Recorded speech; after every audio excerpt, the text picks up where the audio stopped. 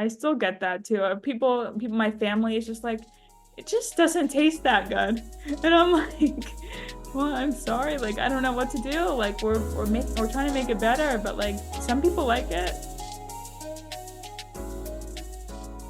Welcome back to Worldie Unboxed, the Founders Edition. We're thrilled to bring you a two-part episode featuring Chiara Munzi, co-founder of ChiChi, the deliciously unique brand transforming oats with the power of chickpeas. Chiara co-founded ChiChi while still in college, and her journey as a young entrepreneur is nothing short of inspiring. In part one, we sit down with Chiara to hear about her path from student to co-founder, the inspiration behind ChiChi, and the process of building a food brand from the ground up. Stay tuned for part two, where Aaron and I discuss our takeaways from Chiara's story and the parallels with our own journey at worldie. For more insights and to be part of the worldie community, check out worldiebrand.com and subscribe to our YouTube channel. All right, let's talk to Chiara.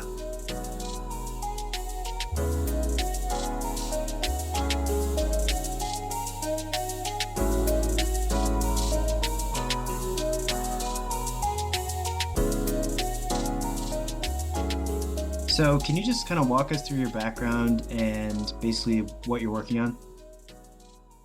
Yeah. So my name is Chiara, and I graduated from college in May of 2023.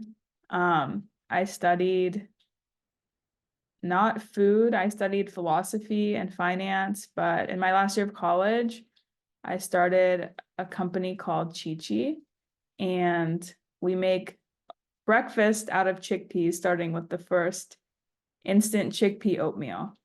So I started it in college, have since graduated, and I'm now working on it full time. And then how'd you get that idea initially? Um, so I'm kind of a health freak in a way, and I did not think oatmeal was healthy enough because it didn't have enough protein. So then I started adding protein powder to the oatmeal, but it tasted horrible because it was chalky, and I just don't like oatmeal. I mean, I just don't like protein powder. And I looked kind of in the grocery store. I saw a lot of chickpea based products in pasta and chips and in like lunch and dinner food mostly. There were a lot of new chickpea products, but none for breakfast. So I said, why don't I try to make oatmeal out of a chickpea? That was how the idea started. I just saw players like Bonza coming in and like bringing chickpeas into pizza and pasta and stuff like that. And I said, why don't I do the same thing, but for the breakfast category?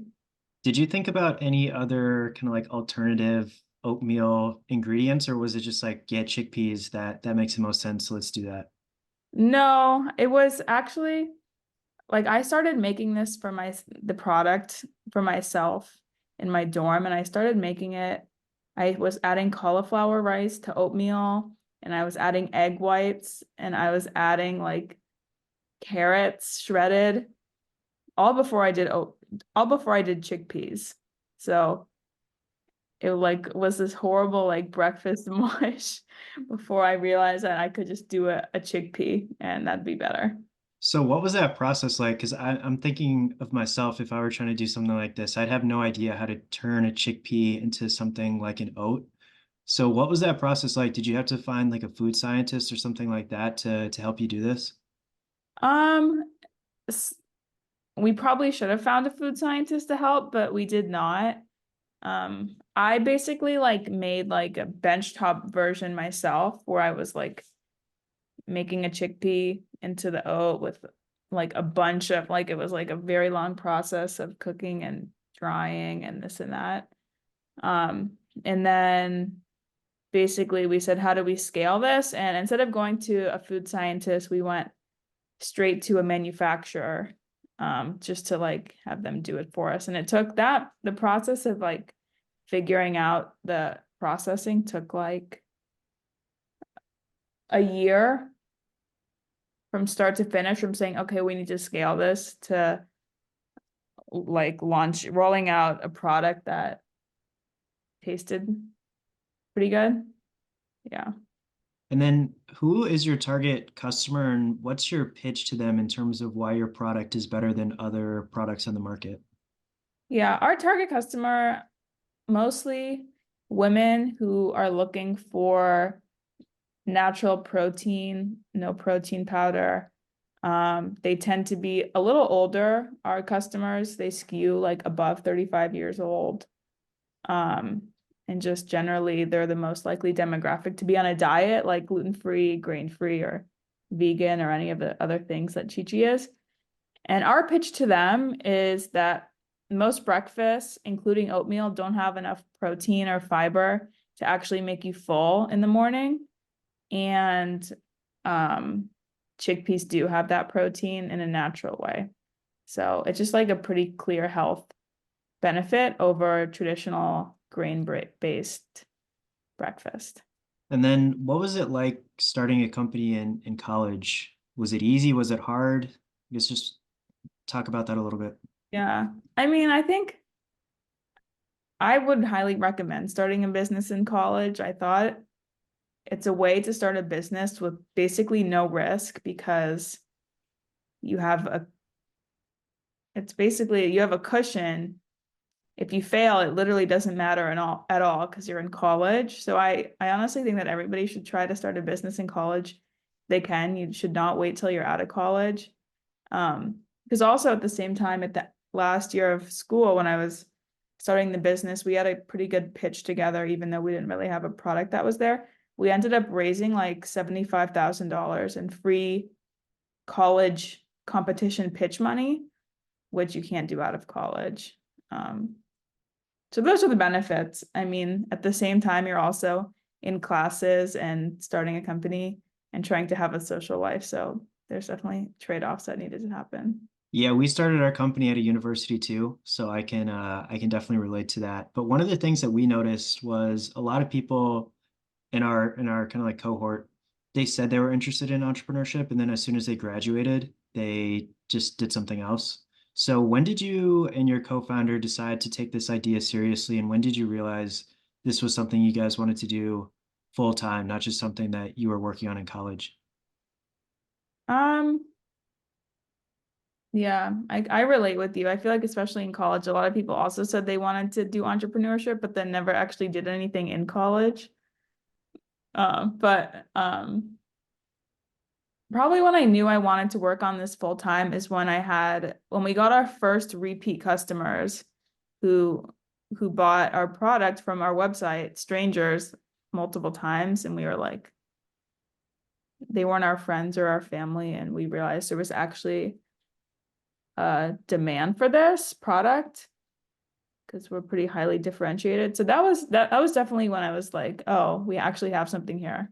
When we had repeat customers who liked the price, they liked the taste, they liked the experience. And then are there other, I guess, what are the competitors for you? You said you're pretty differentiated, so what kind of products do you guys compare yourselves to? We kind of place ourselves between protein oatmeal, which is like oatmeal with protein powder, like Oats Overnight, um, Purely Elizabeth. They have like protein enriched oatmeal. Um, and those are pretty popular, I think. But our kind of benefit compared to them is that we're more natural and we're also lower in carbs because when you add protein powder, it's still a lot of carbs in the oatmeal. And then on the other end of the spectrum is there are other grain-based oatmeals that are just based with nuts. So it's just like you're eating a bowl of like mushed up nuts.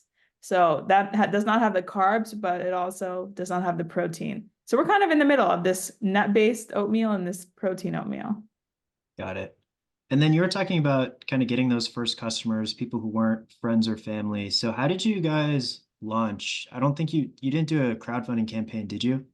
No, we did not. Um, I mean, since we started the company about in September with the idea, August 2022. And then by October, November, we actually made it by hand in a commercial kitchen. And we launched on our Shopify in December of 2022. So like 6 months after we had the idea. Super, super, like we were literally hand making it and hand shipping it out. And we actually got our first repeat customers there. And then it was pretty immediately after we got those repeat customers is when we said, okay, we have to scale production. So then we launched it. We did our first like commercial production run at a co-packer in August. So a year after I had the idea. But for the entire time, for all of ChiChi's lifespan, we've sold like 95% of it direct to consumer. And then how do you find customers? Is it you do paid ads or what's the strategy there? Most we've acquired through organic social media, TikTok and Instagram.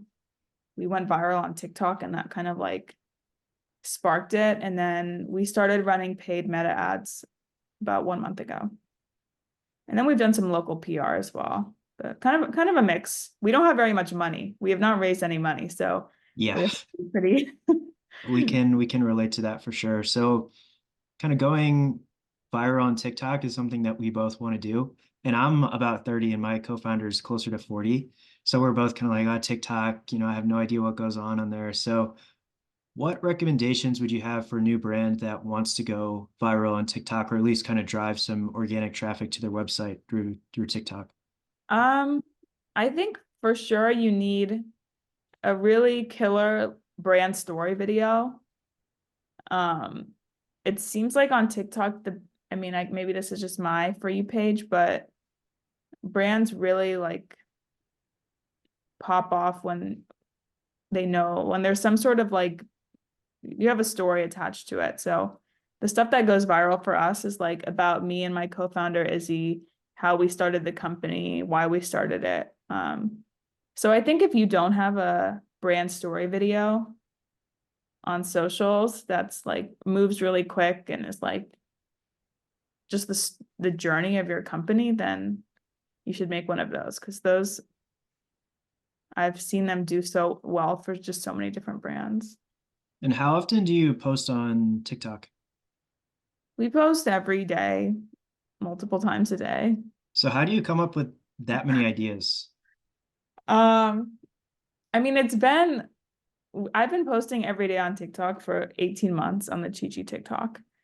And we're still like don't have that many followers, but I just write down every idea that I have in a notes page on my phone. And I save other brands things that honestly I want to copy because sometimes I copy other people and just ChiChiify it. But 99% of the things I post are a miss. You just have to sometimes I look back at my old feed like 6 months or a year ago when I had like 300 followers and I was posting every day and I was like, how did I have the willpower to do this? I have no idea. Yeah. And I think I saw you, maybe this was from a while back, I think, but you were looking for a content creator to maybe take some of that stuff off your plate. Did you end up hiring someone like that or no? Yeah, so we did hire somebody like that. We hired a girl named Lexi just to do our recipe videos. So we kind of segment in my head, our content is like recipe videos that have a lot less viral potential, but like are good for our current followers and customers because it just shows how to make ChiChi.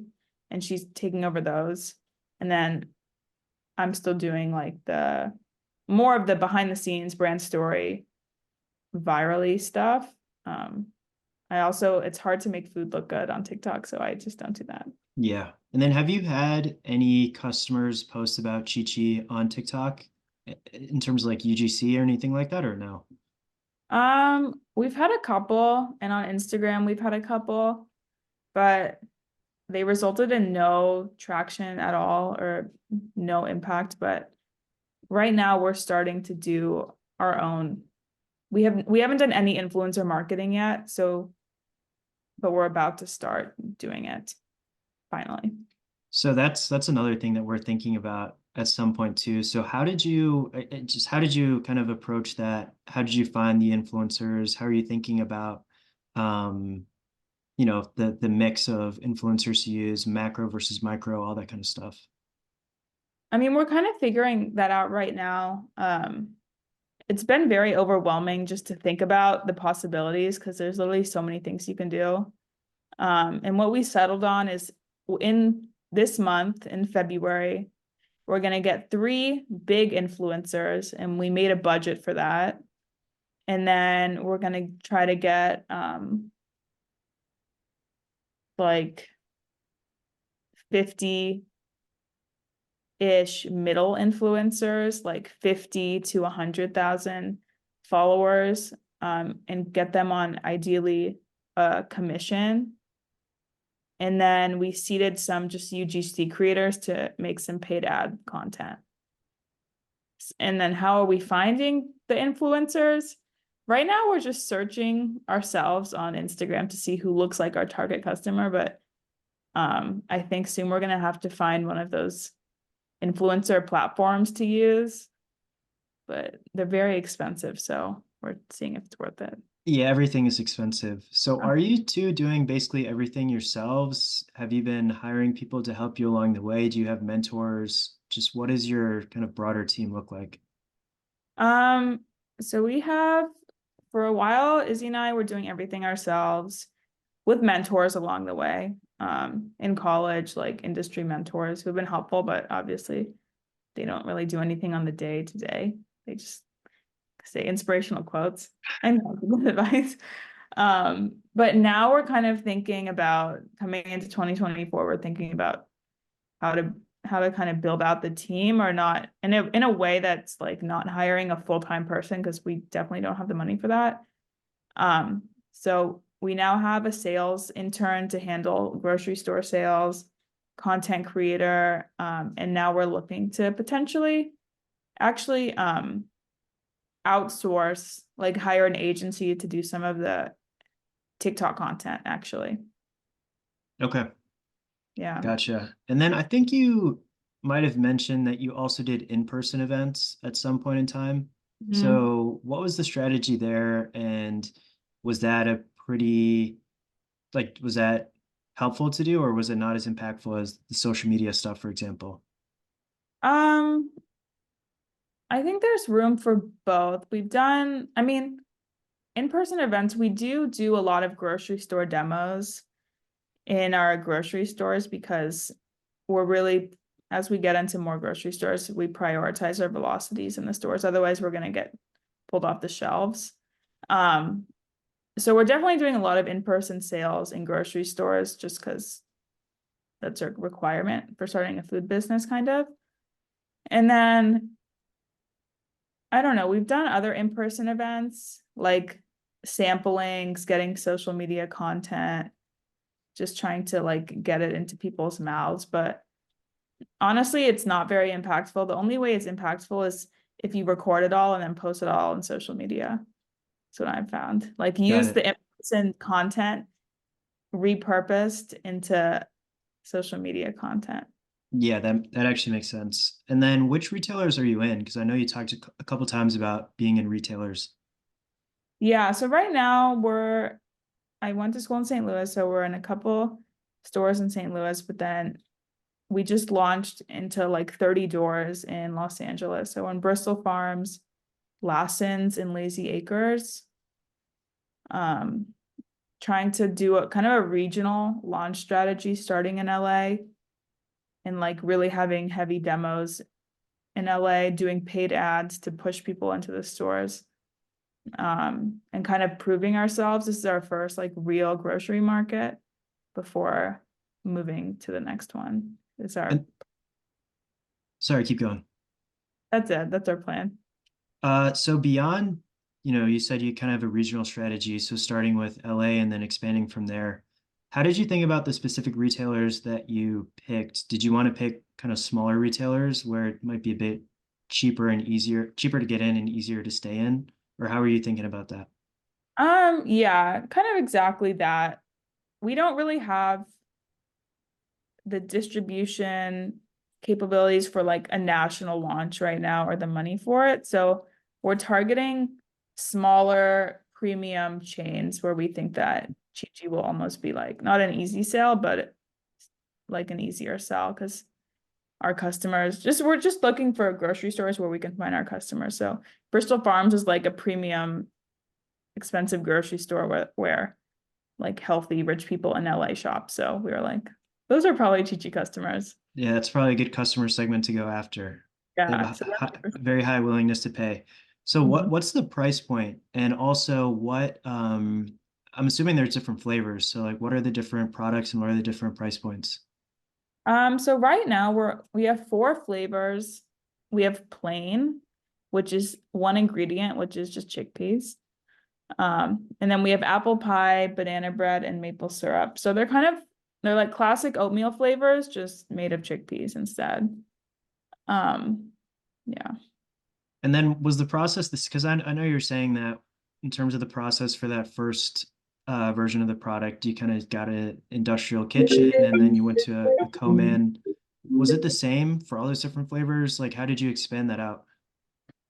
Yeah, so now we everything's done at scale. So now we have a co-man for these new flavors near Chicago. Before we launched these 4 flavors only like a month and a half ago. And before that, we had totally different flavors. We had 3 different flavors. We didn't even have a plain flavor. And those were also made at a co-man. And we got a lot of feedback from that first launch with these other flavors and then totally changed everything after that. So how does that work in terms of, because our industry is a bit different. So it's kind of like you get some small batch of a certain flavor, you test it out, and then you see if you want to change it from there. Like how did that work? Um, yeah, so I think it could work depending on who like your co-man partners are, just who you're working with or what scale you're doing. What we did is we did for one big production run, the first one, and we just made all our flavors. We made thousands of pouches of each flavor, and that was it. And they were like just different. We did like chocolate, we did peanut butter banana, and we did apple cinnamon in a different pack size. And then we sold through all of them. But after we sold through them all, we got all the feedback from those customers who bought them. We just decided, okay, we need to kind of rethink this because this is not the final product of ChiChi. We can make it better. And then our next production run, we just totally changed everything and made thousands of bags of them again. So now we're selling through those. And do you have kind of like a community of those repeat customers? Do you have some kind of way to basically, the people who buy a lot, do you have any kind of relationship with them, or are you still trying to figure out exactly who those people are? We don't have like we're always considering like making like a Facebook group or some like community to like get them involved with each other. So we do not have that yet. Right now we just send out, I mean, they're all direct to consumer, so we have all their information and know how many times they bought. And so to our repeat customers, we'll just reach out with surveys or to do quick phone interviews just to get their feedback mostly. So that's primarily how and why we're engaging with them. We started a subscription service like a month ago. So now we also have subscribers, which is cool. But we also don't have a community of them, which we probably should do. And then in terms of kind of iteration on the product, what's gotten better about the product since you guys first started? Um, well, there's kind of 2 things well, actually, there's so many things. So we started with a product that was way too expensive and the texture sucked, but the flavor was good. And the packaging was okay. And then since we kind of relaunched and rebranded, we improved the texture a lot, which we're super happy about. So that's made an improvement, but now we're getting feedback that the flavor's worse. So now we have to kind of iterate again to make the texture and the flavor good because at the same time though, it's also, we did a survey getting feedback on our new products. and we did a scales 1 to 10 or whatever. Is it too sweet? Is it not sweet enough? Is it good? Is it bad? And some people just hate it, and some people are just obsessed with it. And we just don't really know exactly what to do with that information. No, that makes sense. And I think with any product, even if it's really, really good, there's going to be some people who hate it. So that's probably always going to be the case. You mentioned that when you started out, the price was way too high. What was it? So we were doing single serve bags for $3.99 a serving, and then shipped it was $6 for a single serving. And So, what is it now?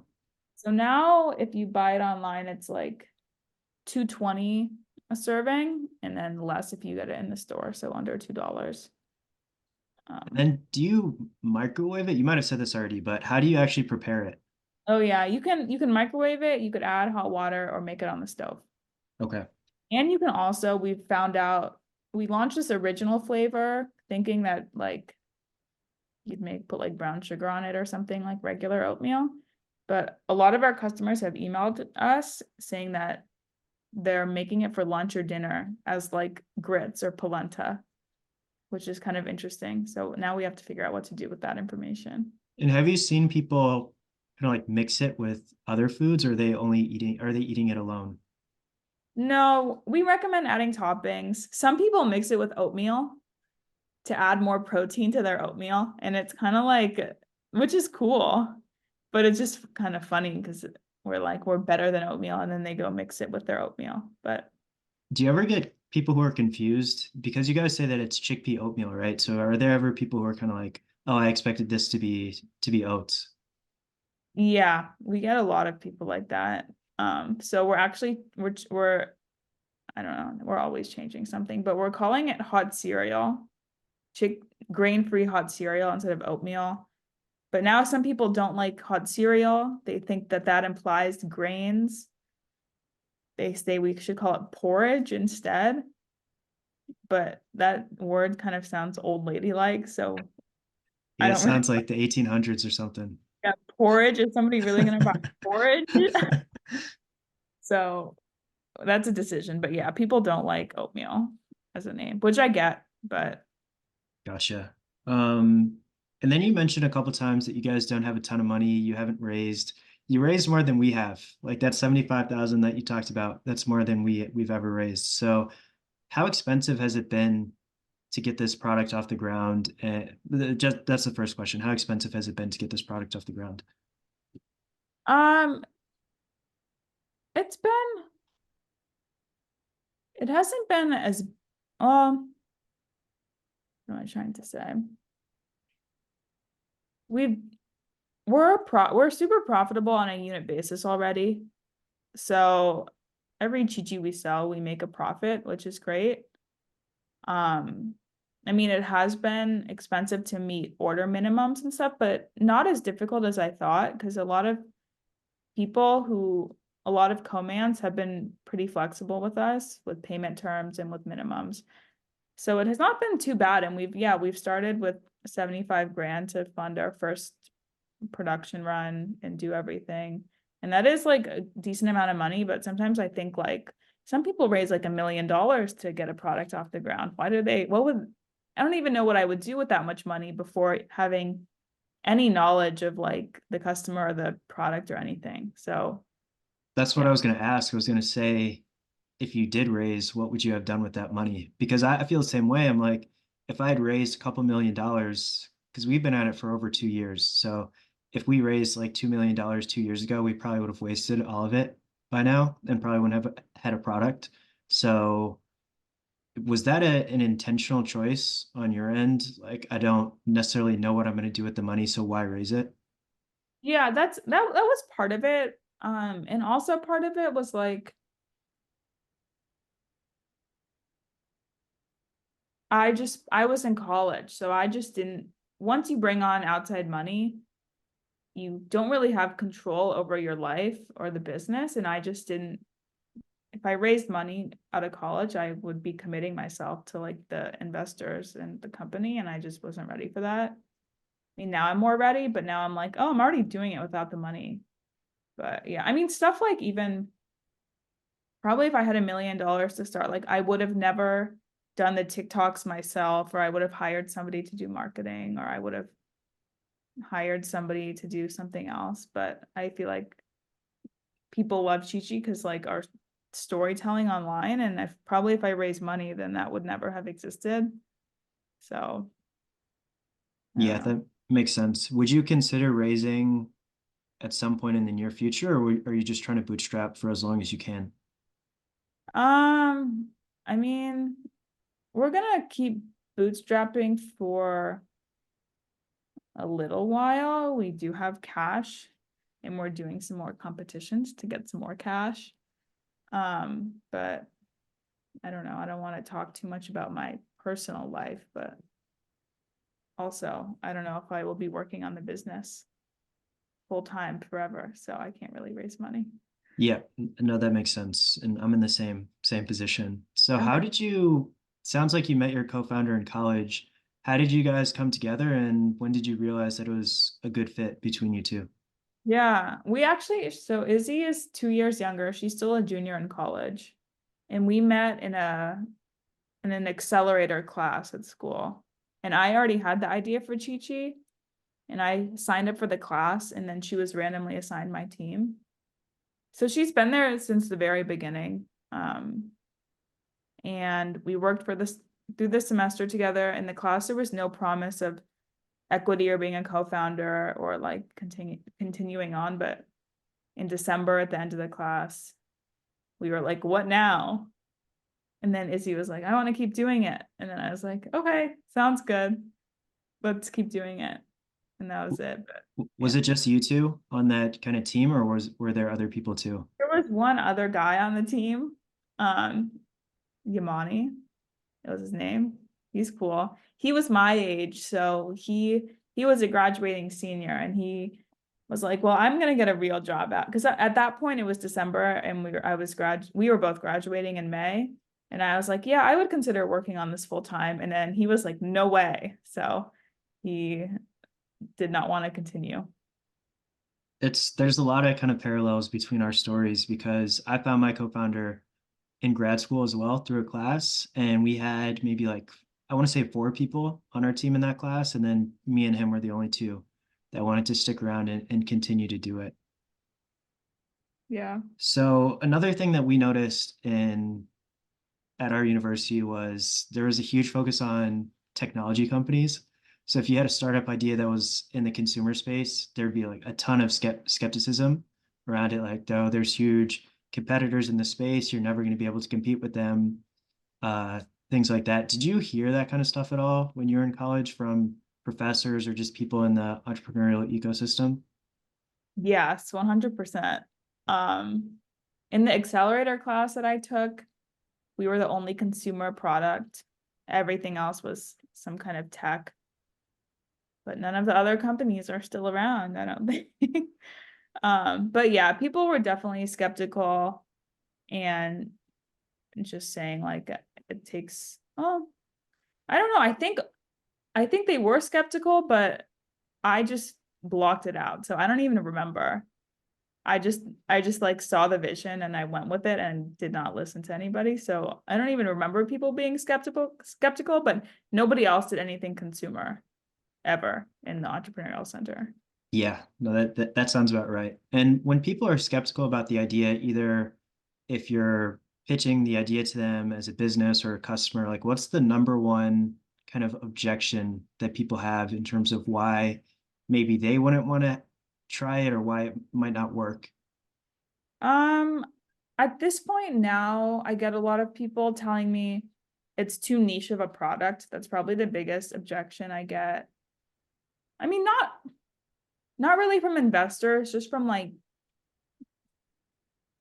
some investors, some just like my family, they just say it's too niche. And like this is a food for like really crunchy granola health food freaks, which it is.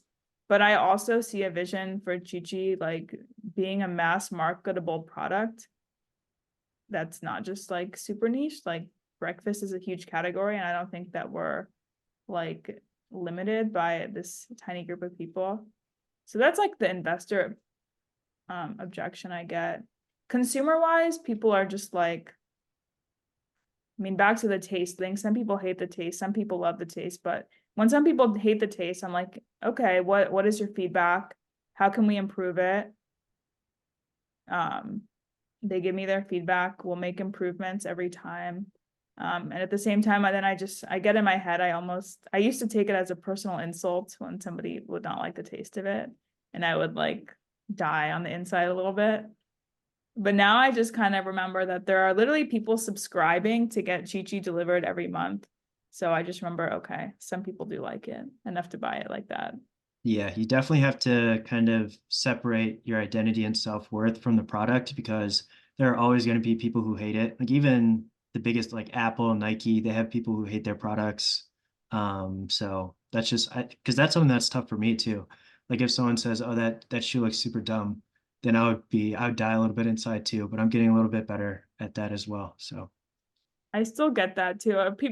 My family is just like, it just doesn't taste that good. And I'm like, well, I'm sorry. Like, I don't know what to do. Like, we're trying to make it better, but like some people like it.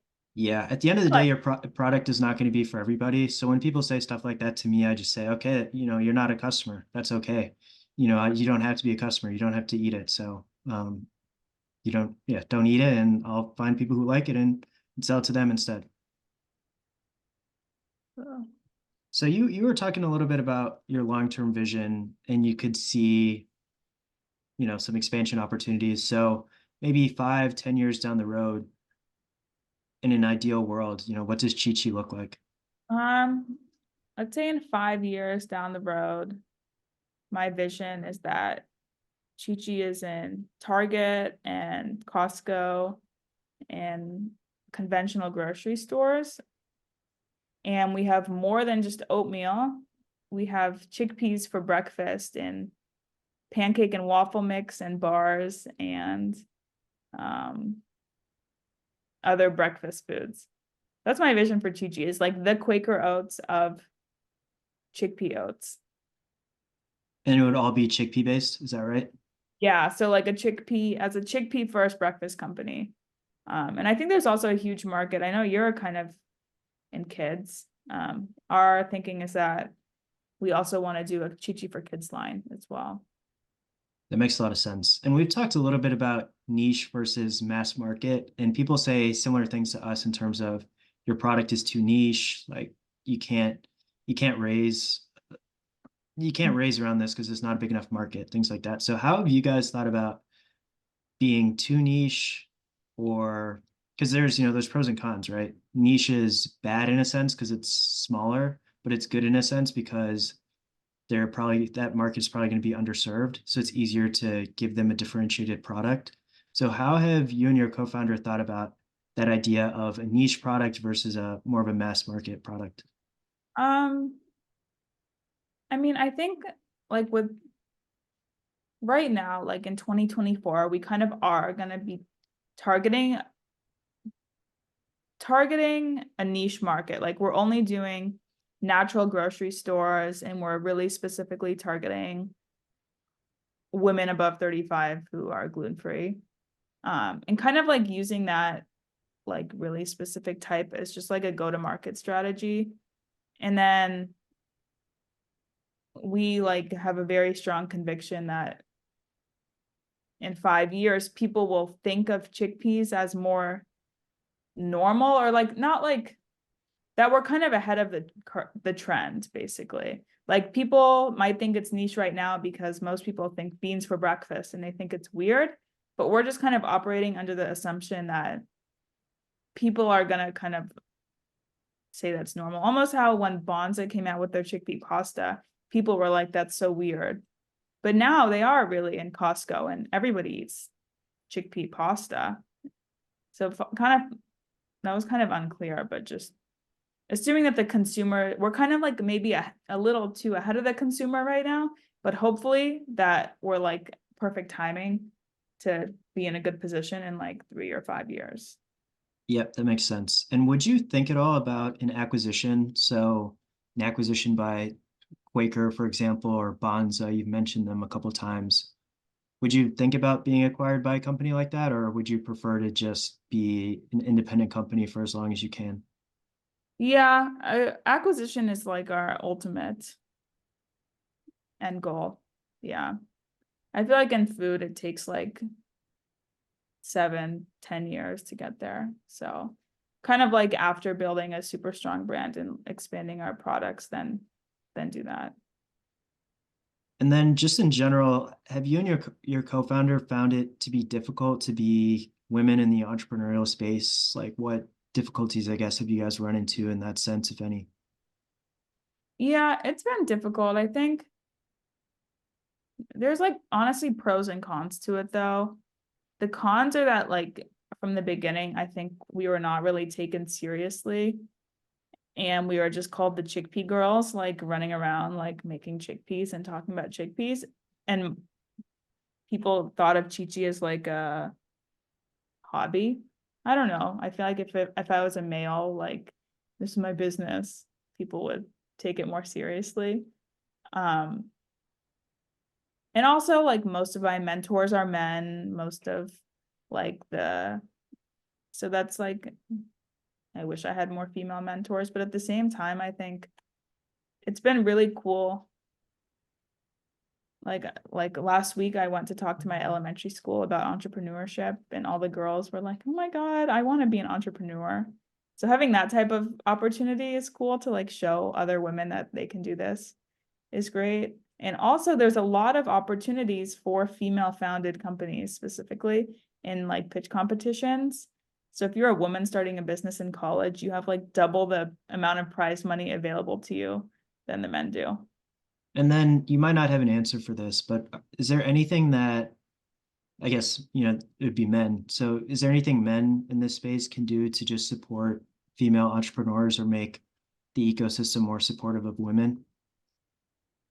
Yeah, I think, I mean, this is a, I don't know, it's not a tangible thing, but just take women's ideas more seriously and understand that they're as good of an operator as men are. Because I think one piece of feedback I've always gotten is like, this is a great idea, but can you scale it? Like, do you know how to scale it?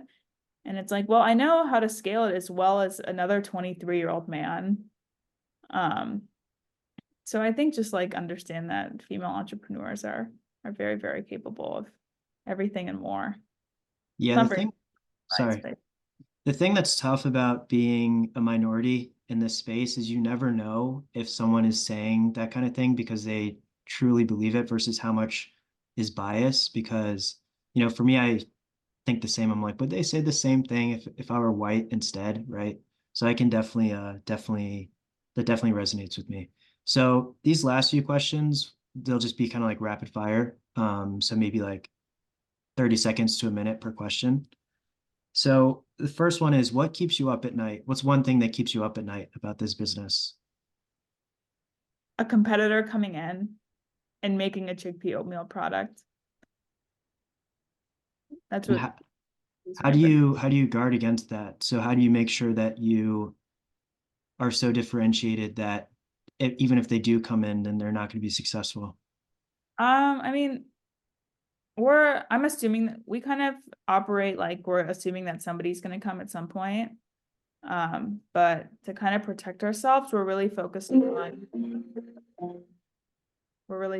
on just the branding and building a strong story behind the brand. Because a lot of times, like let's say General Mills does come out with a chickpea oatmeal, like their brand is not gonna, it'll be generic and it's not gonna have a story behind it. So kind of leaning into our um brand. I think that makes a lot of sense. And then what's been the biggest learning you've had so far in this process? Um, mm, that's hard to name one.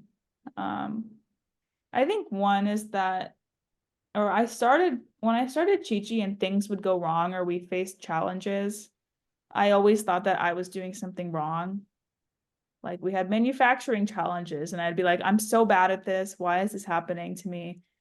And then like halfway through, after we just kept getting hit with like problem after problem, and I was like, why am I so bad at this? then I had this like aha moment where I was like, wait, I think that everybody faces these challenges and that it's not my fault. So definitely like, and now I like learn to lean into the challenges and understand that and just expect them to come so I could tackle them without like this other sense of like, I suck at this. And then you were talking about mistakes a little bit. So maybe like what's one mistake that felt like a big mistake, but you ended up learning a lot from it and kind of grew a lot from making that mistake? Um, I think in the beginning when we launched our first products, we did not do enough customer research or kind of market research. We just kind of created a product that Izzy and I liked, and from the design to the taste to the price to the pack size, it was just something that we made it from the perspective of a college student. And I wish in hindsight that we like made it from the perspective of our target customer, which we knew at the time was like an older woman who pays a premium for health foods. But for some reason, it just did not click to actually talk to that customer. And what would you say is the hardest part about being an entrepreneur?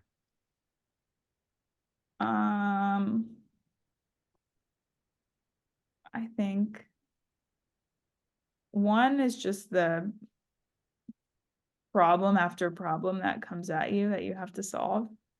It's very exhausting. And then another thing is what I've since getting out of college, the hardest thing for me has been feeling lonely in this journey. I don't have something about starting a college and school is you still have the structure of school and social life. And then once you get out of college and you're just working on the business, then you're just like, oh crap, I'm just alone in my house working on the business. So probably that too. And then what's on the flip side, what's the most rewarding part about being an entrepreneur? Um, I think having happy customers who reach out because they just love this product so much, that's definitely the most rewarding part. And that's basically the only thing that makes it worth it is having people excited about the brand and the product. And I also do like having my control over my own schedule. Me too. And what does success look like for you, either with this company, as an entrepreneur, or just in general with your career? Um, I mean, success to me is like fulfilling my vision for the company, being a nationally known brand. So I mean that's what I've been like. That's been my North Star since starting it. So probably that. It is like a big goal though, and it's like 9 out of 10 startups don't make it to 5 years, and then the rest don't make it at all. So that goal kind of sets me up for failure, but that is my goal. And what's one thing you know now that you wish you knew when you started out? Um, I don't know. I feel like I'm glad I did not know much going into this journey, but I'm kind of glad I didn't because it was a lot harder than I thought it would be. Yeah, So if I had known how hard it was, I probably would have never started. So yeah. So makes I would sense. have been glad I knew nothing and I was just like, I'm just gonna make this amazing product and it's gonna fly off the shelves and that's it. Yeah, ignorance is bliss. So what advice do you have for aspiring entrepreneurs or aspiring entrepreneurs in college? Um, my advice is to just get started and start literally that's it. Just like just just do it. One of the first mentor I ever had for this company, he told me, it's very cheesy, but I've been listening to this the entire time, is always lean in front of your skis. Is that the saying? Something like that. Yeah. Where you always have to like be just like almost falling over. Like you just have to keep moving ahead of what you're capable of because you just have to fall, like falling down. I don't know. Yeah. Just outside your comfort zone, maybe. That's the goal. Yep. That makes sense. That's all I had in terms of questions. Okay, well, I appreciate it. Thank you. Yeah, thanks for coming on. It was fun. Yeah. It's good to chat with you, and then maybe we'll see each other at some point.